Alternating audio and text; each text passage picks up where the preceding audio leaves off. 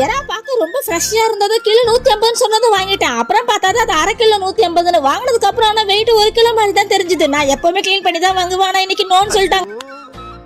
பேசாம தூங்கி இருக்கலாம்.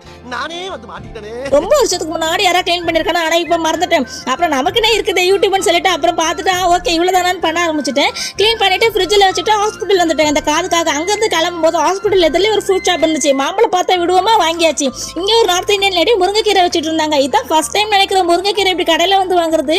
ஏன்னா நம்ம வீட்டு சுற்றி முருங்கை மரம் தான். அப்புறம் அங்கே இன்னொரு காய் வச்சிருந்தாங்கப்பா. அது பேர் என்ன சொன்னாங்கன்னு தெரியல, மறந்துட்டேன். அவங்க சைட்லேயே இந்த காய் எப்படி செய்வீங்கன்னு காய் வாங்குற கேப்ல ரெசிபி டீட்டெயிலாம் கேட்டுட்டு வீட்டுக்கு வந்தாச்சு.